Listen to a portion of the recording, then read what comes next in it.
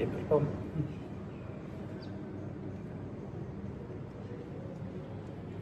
ลม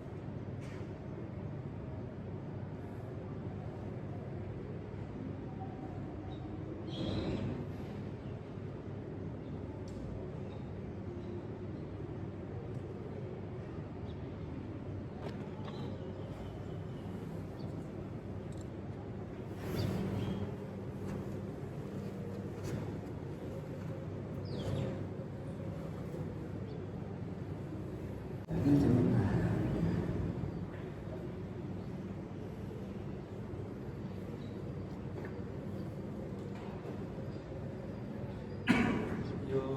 โสภะคะวะอะระหังสัมมาสัมพุทโธสวากขาโตเยนะภะคะวะตาธัมโมสุปฏิปันโนยัสสะภะคะวะโตสาวกสังโฆธัมมายังภะคะวันตังสะธัมมังสะสังฆังอิเมหิสการเรหิยะถารมังอาโรหิเตหิอภิปูชยามะสาธุโนมันเตภะคะวะสุจิราภรินิพพุตโตปิปัจฉิมาชนะตานุกัมปมานัสสะอิเมสการเรทุกขตปันนาการะภูเตปฏิคันหาตุธัมมากังกิภรตังหิตายะสุขายะอะระหังสัมมาสัมพุทโธภะคะวะพุทธังภะคะวันตังอภิวาเท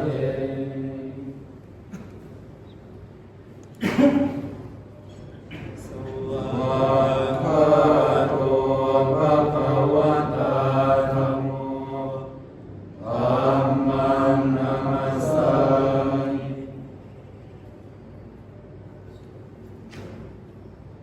สุปฏิปันโนภะคะวะโตสาวกสังโฆสังฆังนะมามิ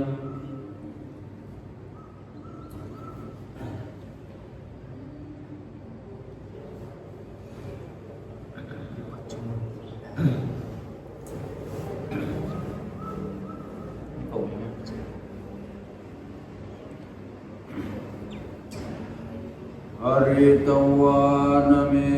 ตังสเมตาภาทันตา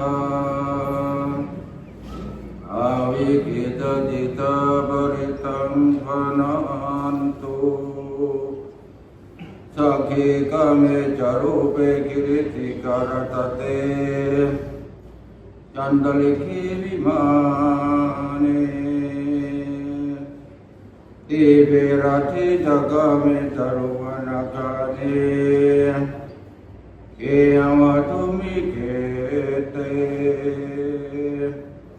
ภูมาจยันโตเตวะชลาตลาวิสเม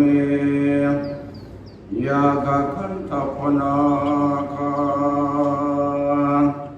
ติทันตาสันติเกยังมุนิวรวัจนังสัตวเมสุนันตุอัมมัจจนะกาโลอายัมปะทันตาธัมมัจจนะกาโลอายัมปะทันตาอัมมัจจนะกาโลอายัมปะทันตานะโมตัสสะภะคะวะโตอะระหะโตสัมมาสัมพุทธัสสะนะโมตัสสะภะคะวะโตอะระหะโตสัมมาสัมพุทธัสสะนะโมตัสสะภะคะวะโตอะระหะโตสัมมาสัมพุทธัสสะ พุทธังสรณังคัจ คัจฉามิธัมมังสรณังคัจฉามิสังฆังสรณังคัจฉามิทุติยัมปิพุทธังสรณังคัจฉามิทุติยัมปิธัมมังสรณังคัจฉามิทุติยัมปิสังฆังสรณังคัจฉามิตติยัมปิพุทธังสรณังคัจฉามิตติยัมปิธัมมังสรณังคัจฉามิตติยัมปิสังฆังสรณังคัจฉามิ ติปิโสภะคะวะอะ อะ ระ ระหังสัมมาสัมพุทโธวิชชาจารณสัมปันโนสุขโตโลกวิทูอนุตตโรปุริสธรรมสารติสัทธาเทวมนุษย์สานังพุทโธภควาติสวากขาโตภควตาธัมโมสันติติโกอาคาลิโกเอหิปัสสิโกโภปนัยโกปัจจตังเวทิตาโพวิญโยหิติสุปฏิปันโนภะคะวะโตสาวกสังโฆอุชุปฏิปันโนภะคะวะโตสาวกสังโฆยะปฏิปันโนภะคะวะโตสาวกสังโฆสามีติปฏิปันโนภะคะวะโตสาวกสังโฆอิทังตัตตาริปุริสายุคานิอัตถปุริสปุคคละเอสะภะคะวะโตสาวกสังโฆภะปุณายโยภะปุณายโยทักขินายโยอัญชลิกรณิโยอนุตตรังปุญญาเกตังโลกัสสาติ โยจักขุมาโม โมหะมนาปะกาโตสามังวะพุทโตสุขโตวิมุตโตมารัสสะปัสสะวิริโมจยันโตปะเปสิเกมังชนะตังวินัยยังพุทธังวรันตังศิรสานามานิโลกาจนาตันจะวินัยกันจตันเตชะสาเตชยสิทธิโหตุสัพพันตรายาจะวินาศเมนตุตัมโมทัสโสโย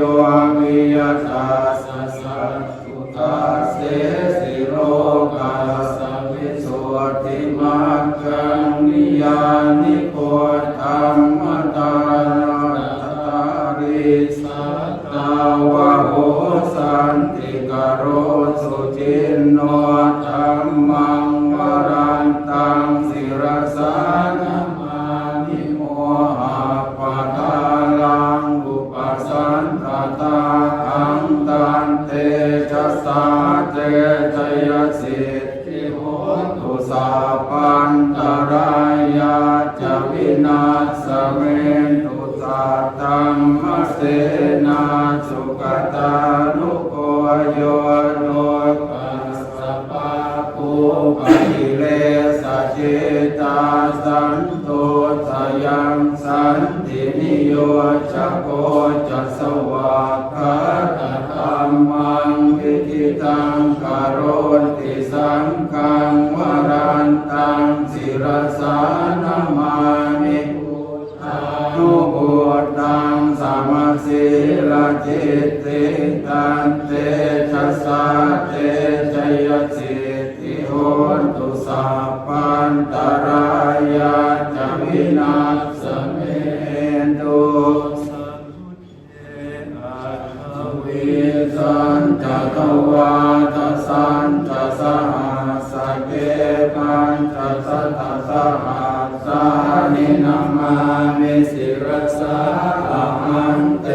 สังฆัมมังจะสังฆังจะอาทะเรนะนามามิหังนามา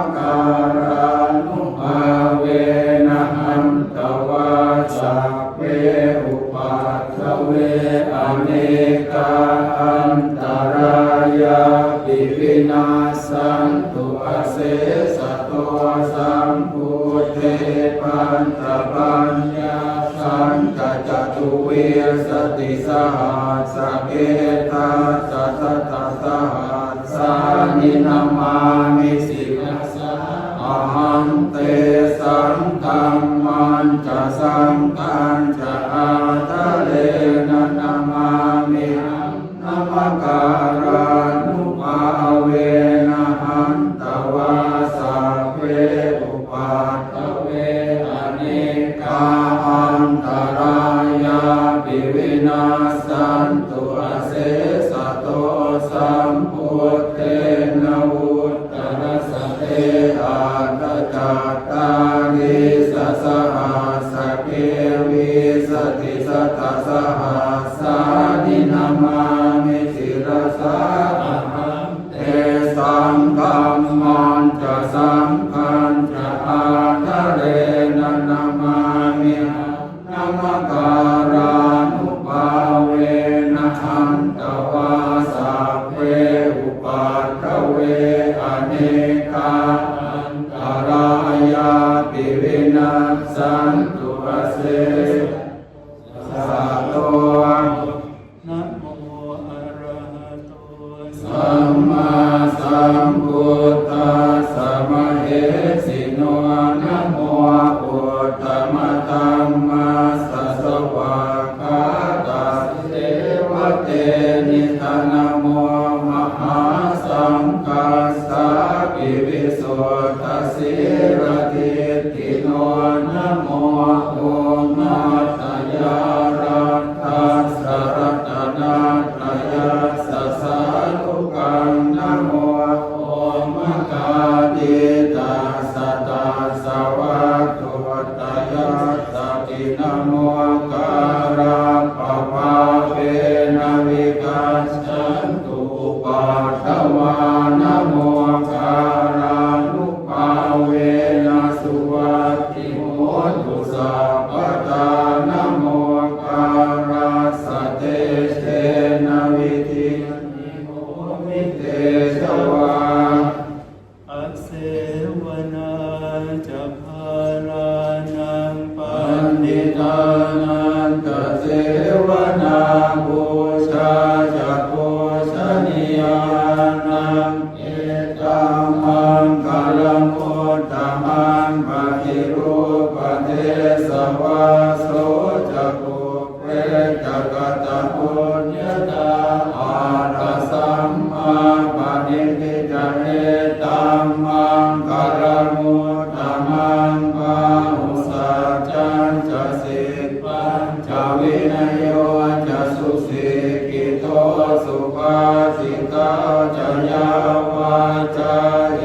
ตัมมังคารมุตตมังมาตาปิตุปาทานังโกฏตาราสสังฆโหอนาคุลาจะกัมมันตาเยตัมมังคารมุตตมังทานังจะตัมมัจจริยาจะยาตกานันตสังฆโหอนวาชานิกัมมานิเอตัมมังคารมุตตมังคารติวิรติปาปัมมัจจปานาจะสัญญโมอัปปมาโทจะธัมเมสุเรตัมมังคารมุตตมังคารโอจะมิวาโตจะสันตุเอกกตัญญูตาคาเรนะธัมมาสวนังเอตัมมังคารมุตตมังคันติจะโสวัจสัตตาสมนานันจะตัสสะนังกาเลนะธัมมาทัคคะชะเยตัมมังคารมุตตมังคโภจะพรหมจริยัญจาริยสัจจานาทัสสะนังนิพพานสัจจิกิริยาจเรตัมมังคารมุตตมังพุทธัสสะโลกธัมเมหิกิตังยาสนกัมปฏิอาโศกังวิราชังเตมังเอตัมมังคารมุตตมังเอตาทิสานิกาตวานาสัพพะธรรมปราชิตาสัพพะตโสติกาจันติตันเตสัมมังคารมุตตมังติ แปลพระรัตนสูตรหรือรัตนปริตสวดพร้อมกับคำยานิภาภู พุทธานิสมาคตานิภูมานิวาจานิวะอันตริเกสัพเพวะภูตาสุมาณามวันตุอะโตติสักกัจจสุนันตุปาสิตังขอเทวดาทั้งหลายที่สถิตอยู่บนพื้นดินก็ดีสถิตอยู่ในอากาศก็ดีที่มาประชุมกันแล้วในที่นี้ทั้งหมดจงเป็นผู้เบิกบานใจจงรับฟังพระปริตด้วยความเคารพเถิดตัสมาหิภูตานิสาเมทัสสะเพเมตังกโรตมนุสิยาปชายติวาจารัตโตจหารันติเยปริงตัสสมาหิเนราคตาปมาตาผู้เหล่าใดประชุมกันในประเทศนี้ก็ดีหรือภูมิเทวดาเหล่าใด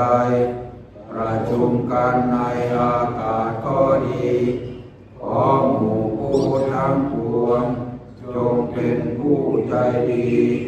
และขอจงฟังสิทธิโดยเคารพดูก่อนผู้ทั้งปวงเพราะเหตุนั้นแลท่านทั้งหลายจงตั้งใจฟังขอจงแผ่เมตตาจิตในหมู่มนุษย์เหล่าใดนำบริกรรมทั้งกลางคืนกลางวันเพราะเหตุนั้นแลท่านทั้งหลายจงเป็นผู้ไม่ประมาทรักษามนุษย์เหล่านั้นเถิดยังยินจิวิตังอิทวาหุรังวาสักเกสุว ายังรัตนังปณิตังอโนสมังอาทิตถาคเตนะอิทังปิพุทเทรัตนังปณิตังเอเตนะสัตเตนะสุวัตติโหตุสัตธรรมาปลื้มใจอย่างใดอย่างหนึ่งที่มีอยู่ในโลกนี้หรือในโลกอื่นหรือรัตนะประณีตใดในสวงสวรรค์สัพเพรัตนะนั้นเสมอเหมือนพระตถาคตไม่มีพุทธรัตนะนี้เป็นรัตนะอันประณีตที่สุด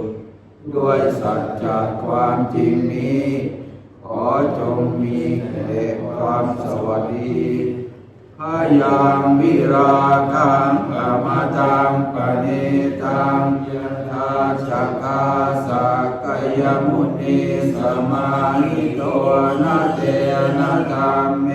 นะสมาธิกิติธัมปิธัมเมรัตนังปณิตังเอเตนะสัจเจนะสุวัตติโหตุพระสัพพยามุนีผู้มีพระฤทัยดำรงมั่นได้บรรลุธรรมใดอันเป็นที่สิ้นกิเลสสำรอกราคะเป็นอมตะธรรมอันประณีตธรรมชาติอะไรอันสมควรด้วยพระธรรมธรรมรัตนะนี้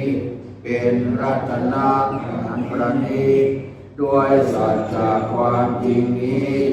ขอจงมีแต่ความสวัสดียามพุทธเศษโสปริปันนเยสุจิงสมาธิมานันตาริกัญญมาหุสมาธินาเตนะสมวันวิชติธัมปิธัมเม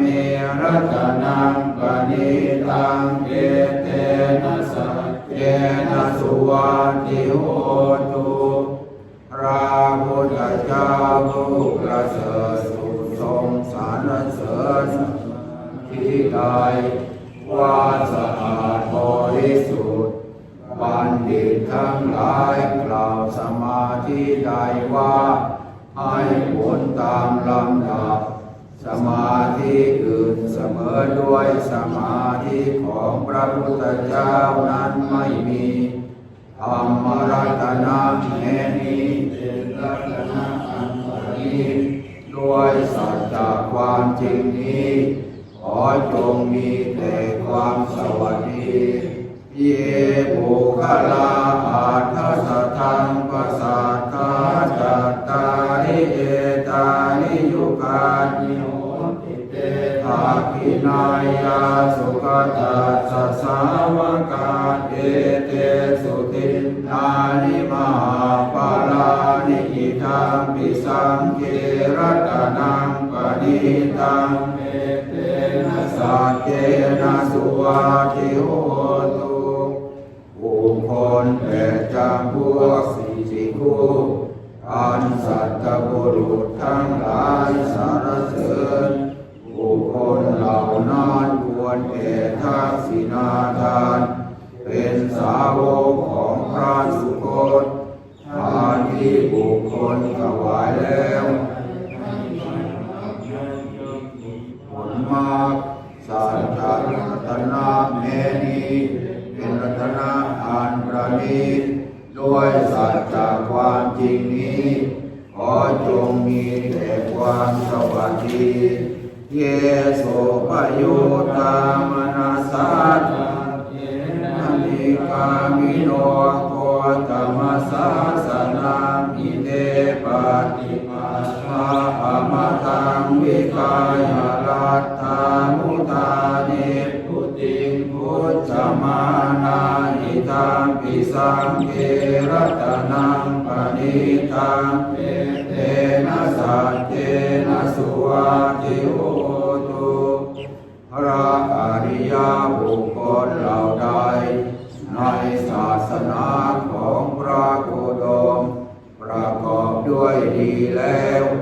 ด้วยกายประโยคและวจีประโยคอันบริสุทธิ์มีใจมั่นคงเป็นผู้ไม่มีความห่วงใยในกายและชีวิตพระอริยบุคคลเหล่านั้นบรรลุอรหันตผลที่ควรบรรลุยังลงสู่อมตะนิพพานได้ซึ่งความดับกิเลสโดยสิ้นเชิงเสวยผลอยู่สังฆรัตนะแม้นี้เป็นรัตนะอันประณีตด้วยสัจจะความจริงนี้ขอจงมีแต่ความสวัสดียะทินทะกิโลปัจเวงสิโตสิยาจตุภิวาเตภิปัสสัมปะปันติโย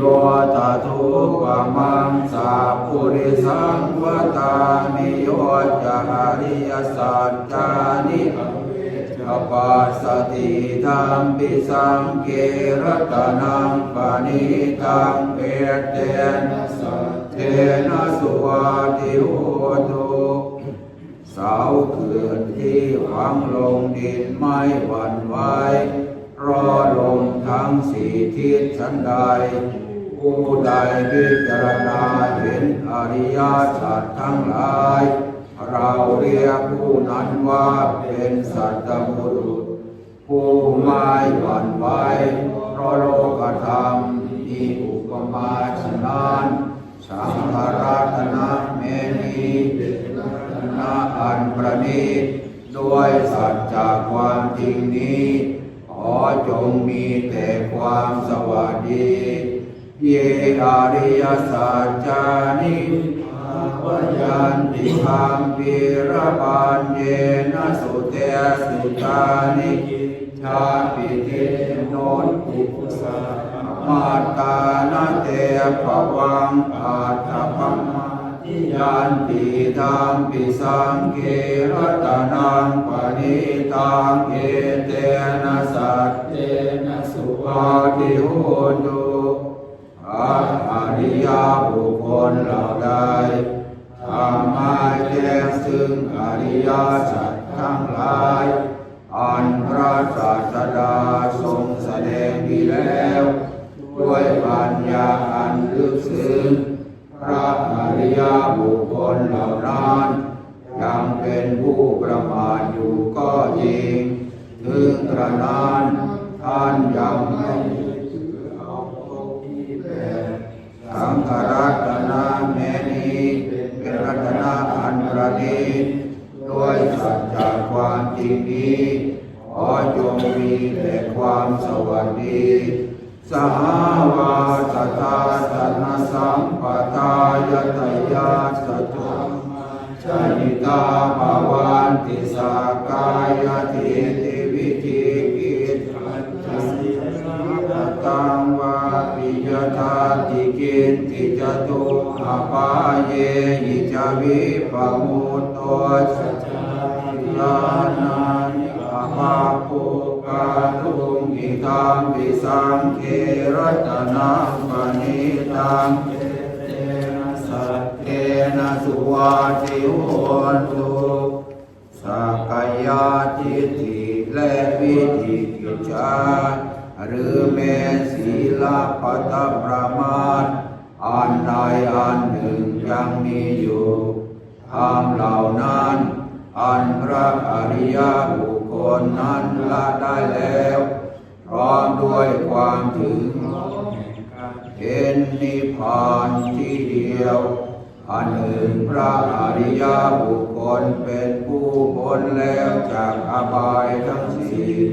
ไม่ควรเพื่อทำอภิฐานทั้งหกคืออนันตริกรรมห้าและการเข้าฤทธิ์สังฆรัตนะแม้นี้รัตนะอันประณีตด้วยสัจจะความจริงนี้ขอจงมีแต่ความสวัสดี กินยาดิโสกัมมังกโรติปาปะกังกายเยนวาจายุทธเททัสสาวะอภาโพโสตัสสะปะเทจตายะอภาปตานิอาสาวุตาอิธัมปิสังเกรัตนังปณิตังเตนะสัจเจนะสุวัติโหตุอาริยบุคคลนั้นยังทำบาปกรรมด้วยกายด้วยวาจาหรือด้วยใจก็จริงถึงกระนั้นท่านก็ไม่ควรเพื่อจะปกปิดบาปกรรมนั้นความที่บุคคลเห็นนิพพานแล้วเป็นผู้ไม่ควรเพื่อปกปิดบาปกรรมนั้นพระผู้มีพระภาคตรัสแล้วสังฆรัตนะแม้นี้เป็นรัตนะอันประณีตด้วยสัจจะความจริงนี้ขอจงมีแต่ความสวัสดีวานาปะโกมเปยทาปุจิตาเกกิมานามาเสปัทมาสมิกิมเทตตุปมังอัมมวรังอเทสนิปานาคามิปรมังหิตายะหิธัมปิสังเกรัตนังปณิตังเวเตนะสัจเจนะสุวัติโหตุภูมิไม้ในป่ามียอดอันบานแล้วในเดือนต้นไม้ฉันใดพระผู้มีพระภาคเจ้า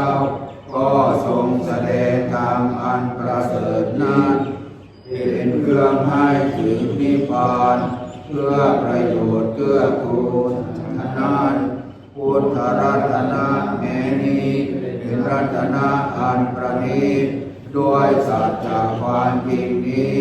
ขอจงมีแต่ความสวัสดีวโรวรัญโยวรโตวะหะโรอนุตตโรธรรมวรังอเทสยิธัมปิพุทเทรัตนังปณิตังเวเตนะสัจเจนะสุวัติโหตุ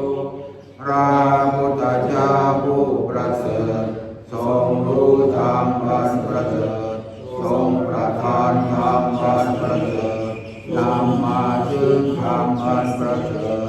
ยอดเยี่ยมไม่มีผู้ใดยิ่งไปกว่าทรงแสดงธรรมประเสริฐพุทธรัตนะแม้นี้รัตนะอันประณีตด้วยสัจจะความจริงนี้ขอจงมีแต่ความสวัสดีทีนางปุรานังนวังนาทิสัมภวังวิราตติตายะจิเกปวัสสมิงเตกินาดิชาอวิโรธิชันตานิพันติกิราชทายังอเทโพหิธัมปิสังเกรัตนังปณิตังเอเตนะสัจเจนะสุวัติโหตุพระอริยบุคคลเหล่าใดมีจิตหายแล้วในภพต่อไปมีกรรมเก่าสิ้นแล้วไม่มีกรรมใหม่เครื่องสมทบพระอริยบุคคลเหล่านั้นมีเชื่ออันสิ้นแล้ว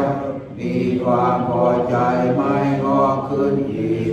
เป็นนักปราชญ์ย่อมมีพานเหมือนประทีปอันดับไปฉะนั้นสังฆรัตนะแม้นี้เป็นรัตนะอันประณีตด้วยสัจจะความจริงนี้ขอจงมีแต่ความสวัสดียานิทัพพุทานิสมาคาตานิภูมานิวายานิวะอันตะเรเกตถานังเทวมโนสัพพุชิตังพุทธังนามาสามสุวัติโหตุพวกเราได้ประชุมกันในประเทศนี้ก็ดี หรือภูมิเทวดาเหล่าใดประชุมกันในอากาศก็ดีเราทั้งหลายจงนมัสการพระพุทธเจ้าผู้เสด็จไปดีแล้วผู้อันเทวดาและมนุษย์ทั้งหลายบูชาขอจงมีแต่ความสวัสดี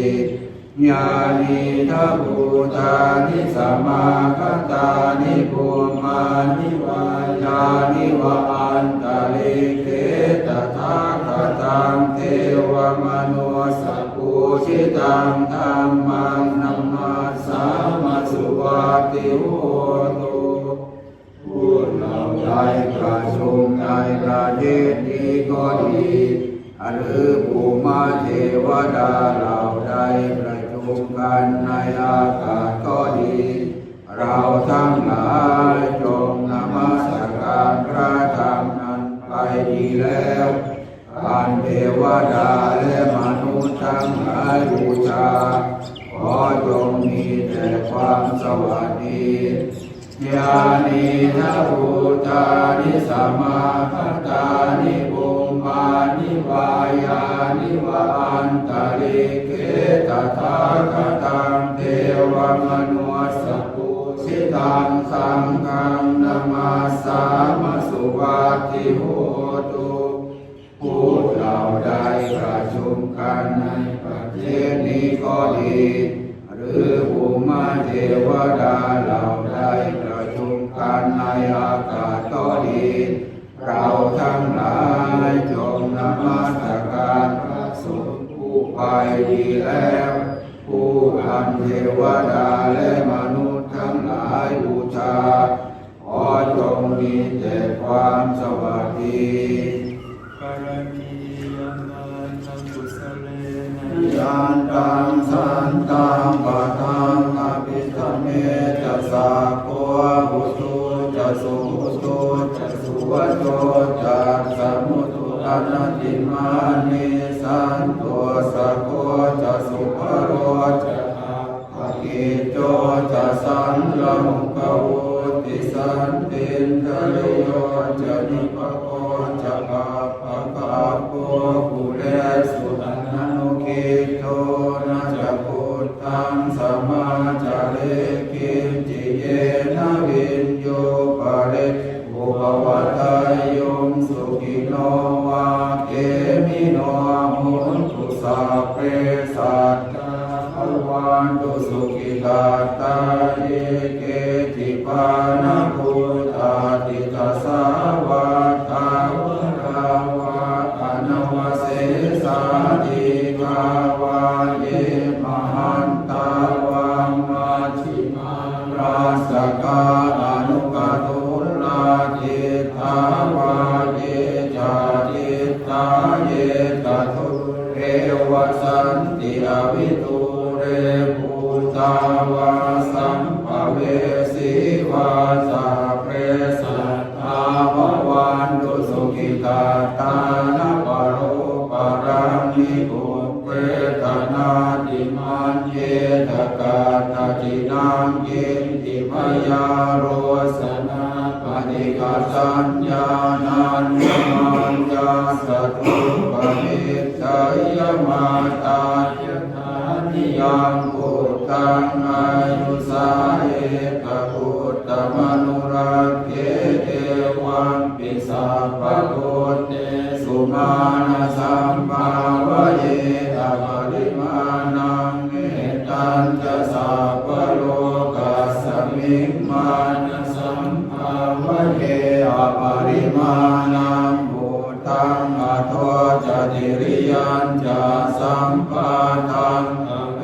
รังกัสสปะตังจิตตัญจรังนิสินโนวาสยานโนวายาวตาสมิกตเมโตเดตังสติกติตยพระมเมตังวิหารังอิตมาหุเทเท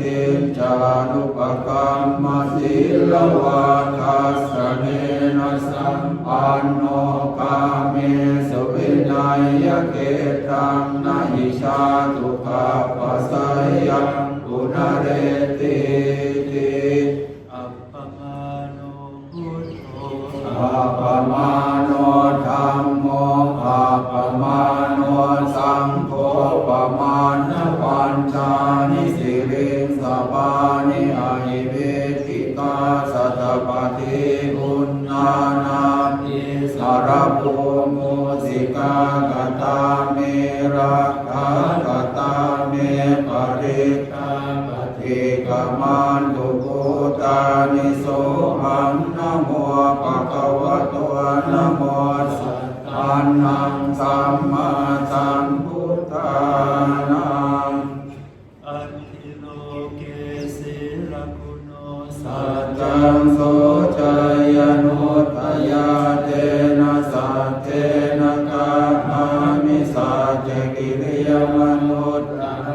อาวาชิตวาธัมมะปรังสริตวาอุปเกชิเนสัจจพลมวัสสายสัจจกิริยมกาสหังสันติปาคาอปัตตนาสันติปาทาวันกนามาตาปิตากนิคันตาชาตเวทปฏิกรรมสหัสเตกเตมัยหังอาปาจาริโล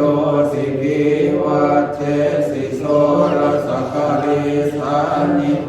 ตกังปัตตวายทาสิกิจัตเจนะเมสมนาติเอสาเมสัจจปารมี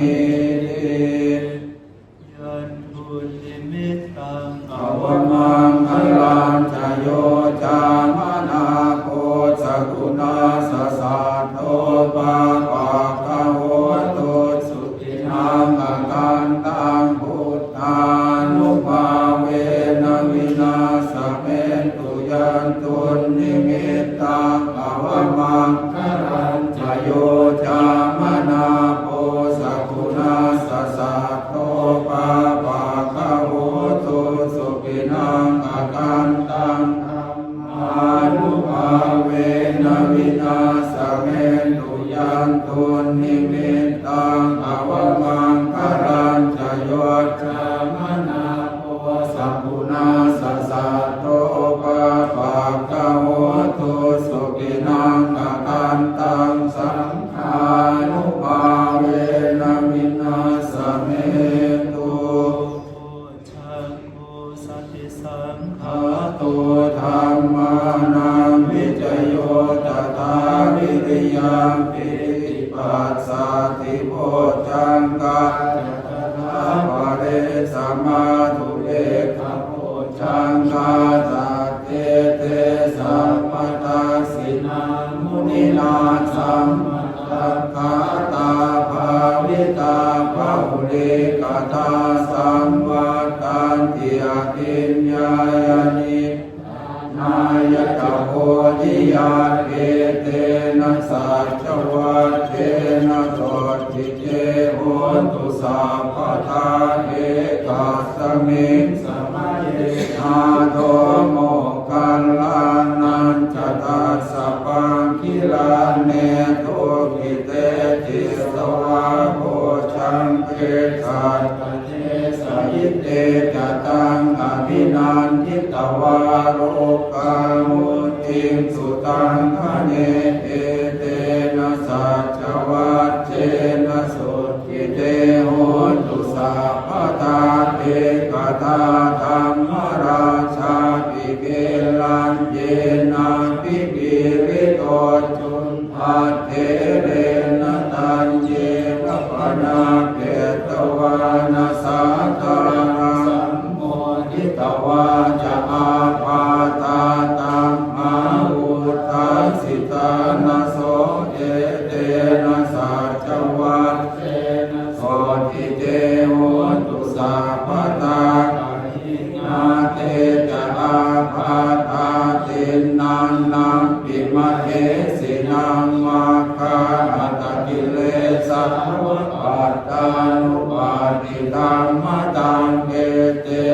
สัจวะเชนะโสติเตโหตุสัพพทาสักกัตตวะพุทธรัตนังโอ โอสตังโอตมังวรามิตังเทวมนุสสานังพุทธเตเชนะโสตินานาสันตุปัตตวาสัพเพทุกขาวุปัสสะเมตุเตสักกัตตวะธัมมรัตนังโอสตังโอตมังวรังปาริลาหุปัสสะมนังธัมมเตเชนะโสตินานาสันตุปัตตวาสัพเพพยาหุปัสสะเมตุเต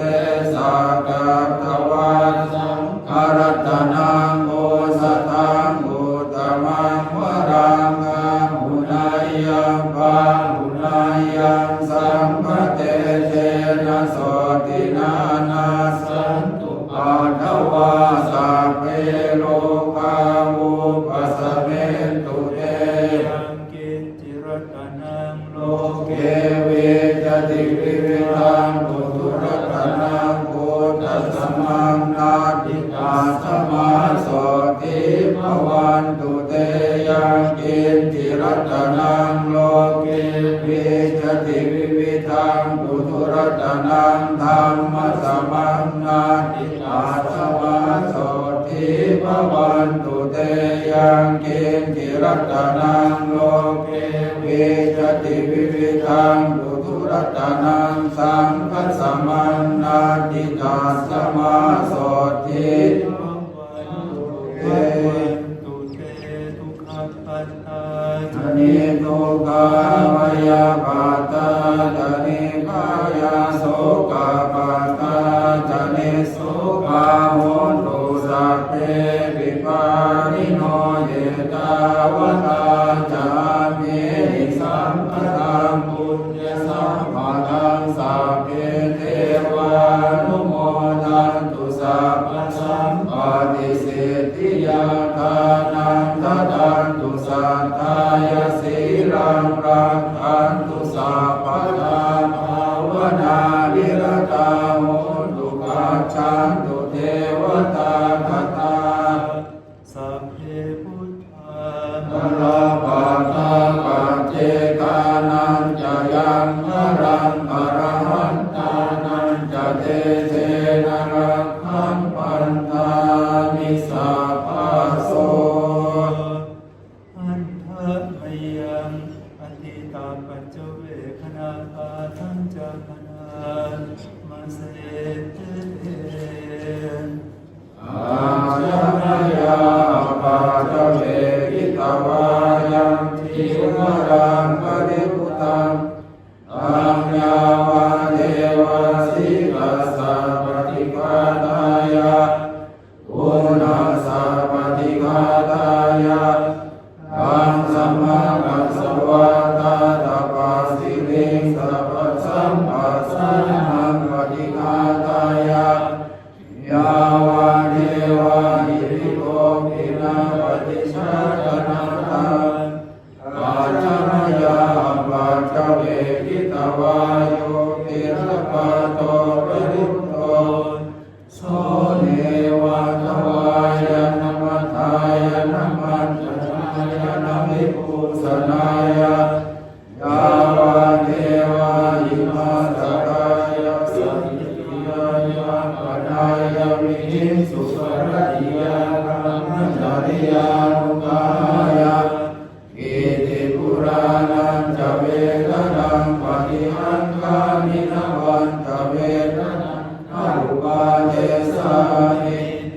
ยาธาราจะเมภวิสติอนัมวัชตาจะพะสุวิหารโรจาติอาจมยาปาจเวกิตวายังเสนาสนังปริพุตังอัญญาวะเทวสิตัสสะปฏิฆาตายะโอนาสะปฏิฆาตายะอังสัมมากัสสวะตาตาปัสสิลิงสัพพสัมปัสสะปฏิฆาตายะ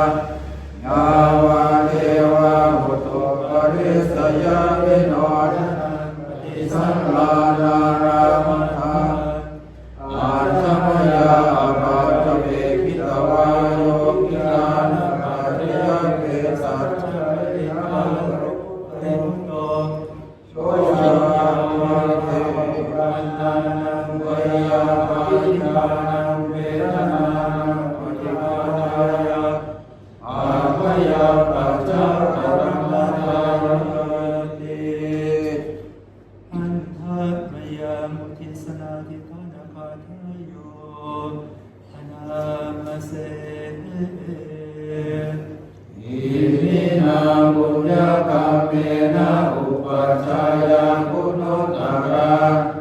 อาจาริยุปการะจามาตาปิตาจยาตกา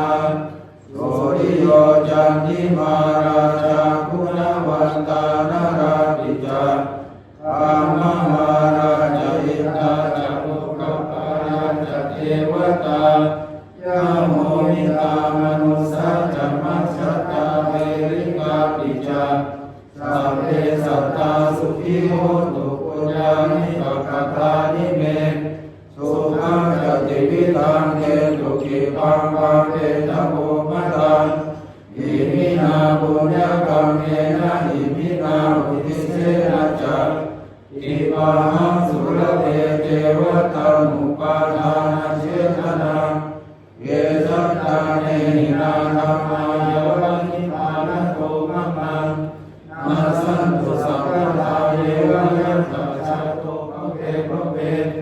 อุชุจิตังสติปัญญาสันเตโภวิริยังมินามาราคันตุโนกาสังฆาตุจัมวิริเยสุเมพุทธาหิภวโรนาโตธัมโมนาโตปะโรตโรนาโตปัจเจกพุทโธจะสัมโฆนาโตตโรมะมังเจโสตมานุภาเวนะ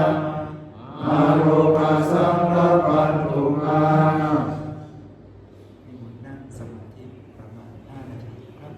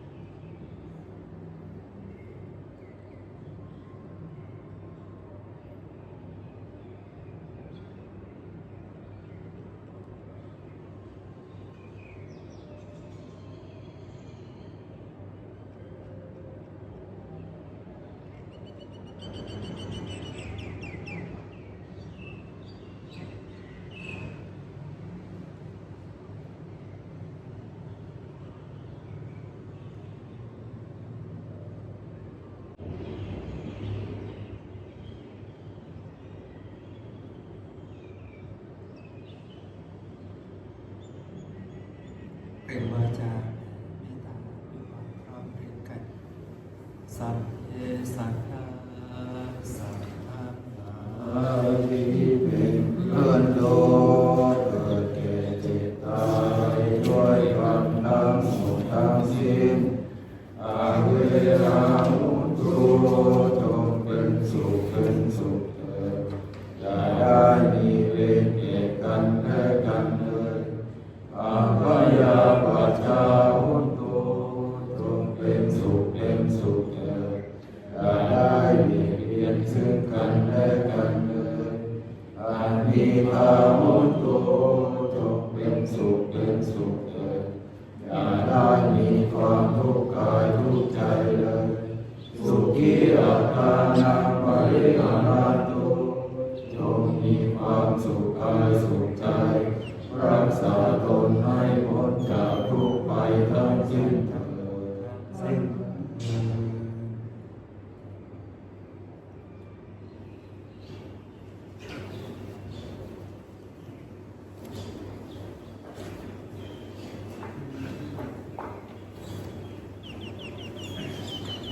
อะระหังสัมมาสัมพุทโธ โอภะคะวาพุทธังภะคะวันตังอภิวาเทมิ สวา พระโตภะคะวะตาธัมโมธัมมังนัมมัสสามิ สุปฏิปันโน